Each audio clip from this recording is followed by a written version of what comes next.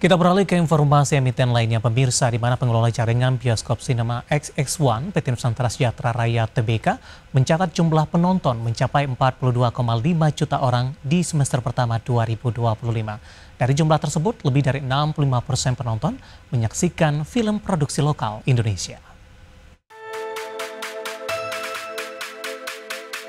Cinema XX1 membuka pendapatan sebesar 2,8 triliun rupiah pada semester pertama 2025. Dengan kontribusi utama berasal dari penjualan tiket bioskop sebesar 62,4% dan pendapatan makanan minuman sebesar 33,6%. Lonjakan penonton dan penjualan ini didukung oleh performa film nasional dan momen spesial seperti Lebaran, yang menjadi pendorong utama peningkatan kunjungan. Beberapa film nasional meraih sukses besar dengan penonton lebih dari 1 juta, seperti Jumbo yang memecahkan rekor film Indonesia terlalu sepanjang masa dengan lebih dari 10 juta penonton, serta film Pabrik Gula dan Petaka Gunung Gede dengan jutaan penonton masing-masing. Kesuksesan film lokal tersebut meningkatkan minat masyarakat untuk menikmati hiburan berkualitas di bioskop, sekaligus memperkuat posisi Cinema XX1 sebagai ikon hiburan Indonesia. Presiden optimis terhadap prospek industri film dan bioskop di Indonesia. Perusahaan berkomitmen terus memperluas jaringan bioskop dan meningkatkan pengalaman menonton bagi masyarakat. Peningkatan rata-rata pengeluaran makanan dan minuman per penonton juga menjadi indikator positif dalam mendukung kelangsungan bisnis di tengah tantangan pasar. Berbagai sumber untuk ID Action. PT Lautan Luas Tbk mencatatkan pendapatan konsolidasi sebesar 4,21 triliun pada kuartal kedua 2025, mengalami pertumbuhan signifikan 13,7% dibanding periode yang sama di tahun lalu. Meski demikian, laba bersih perusahaan turun hampir 42% akibat tekanan biaya dan kondisi pasar yang menantang. LTLS berhasil meningkatkan pendapatan dari 3,7 triliun rupiah pada kuartal 2 2024 menjadi 4,21 triliun rupiah pada kuartal 2 2025. Kenaikan ini terutama didorong oleh peningkatan margin pada bahan baku makanan serta pertumbuhan di sektor manufaktur, distribusi bahan kimia, dan layanan pendukung. Pendapatan kuat ini menunjukkan ketahanan bisnis LTLS di tengah tantangan ekonomi global. Meski pendapatan naik, laba bersih LTLS menyusut tajam menjadi 79,6 miliar, turun 41,7% dibandingkan periode yang sama tahun lalu. Penurunan laba ini disebabkan oleh kenaikan beban pokok pendapatan, beban usaha, serta melonjaknya beban keuangan perusahaan. Selain itu, pendapatan operasi lain ikut menurun signifikan menekan profitabilitas perusahaan.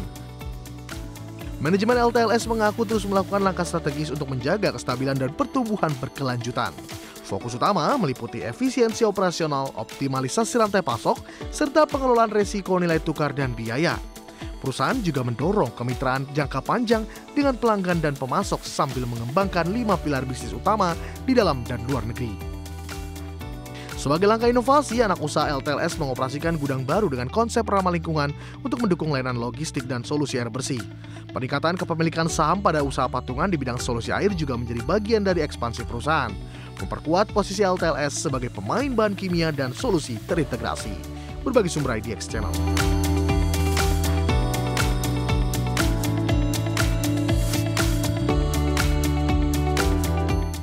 Dan pemirsa, aktivitas perdagangan di sesi pertama hari ini sudah berakhir, pemirsa, dan indeks harga saham gabungan lebih cenderung tertekan, mengalami pelemahan yang cukup dalam di 0,72%, dan indeks harga saham gabungan ini kembali meninggalkan level 7.600-an dan ditutup di sesi pertama di sekitar level di 7.500-an, pemirsa.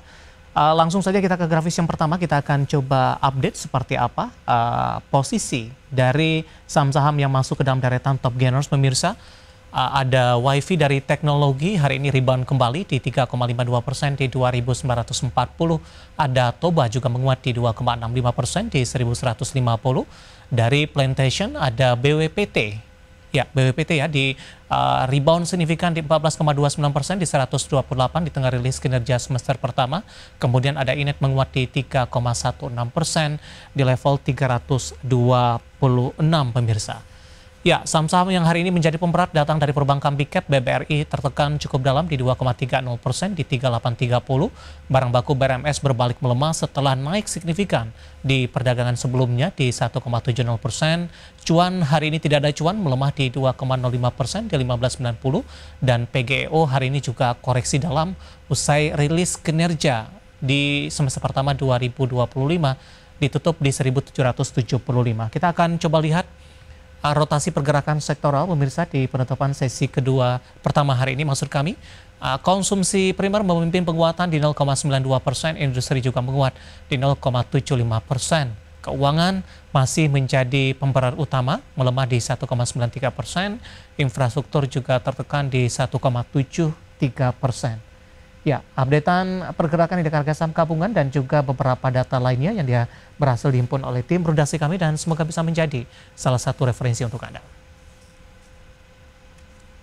Kita beralih ke informasi emiten pemirsa, di mana emiten beton PT Wijaya Karya Beton Tbk akan melakukan pengiriman perdana produk precast concrete lining atau precast tunnel dari pabrik beton di Angat Bulacan menuju lokasi Metro Manila Subway Project Paket CP102 di kawasan Filipina.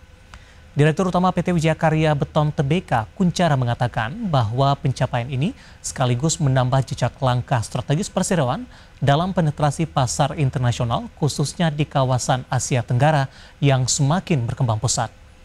Di mana pengiriman perdana PC Lining ini merupakan hasil kerjasama strategis konsorsium dengan Clara International Corporation yang dipercaya untuk mengerjakan struktur lintasan bawah tanah pada salah satu proyek infrastruktur perkereta apian di Filipina. Dan sebagai informasi pemirsa, Metro Manila Subway sendiri merupakan proyek strategis nasional pemerintah Filipina yang akan mengubah wajah transportasi massal di kawasan ibu kota dengan total panjang lintasan mencapai 33 km dan didukung oleh 17 stasiun yang akan menghubungkan Valenzuela City hingga Ninoy Aquino International Airport dengan total proyek mencapai senilai 488,5 miliar peso.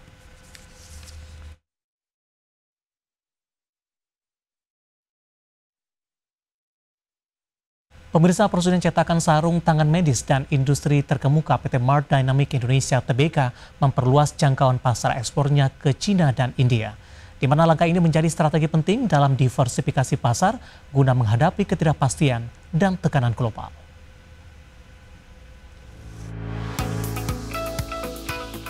PT Mart Dynamic Indonesia Tbk memperluas jangkauan pasar ekspornya ke Cina dan India.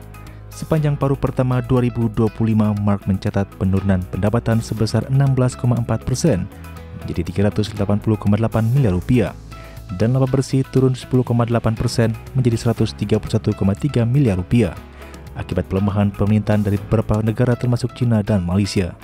Penurunan ini dipicu sikap wait-and-see industri global terhadap kebijakan tarif Amerika Serikat yang mempengaruhi rantai pasokan, khususnya di sektor sarung tangan medis.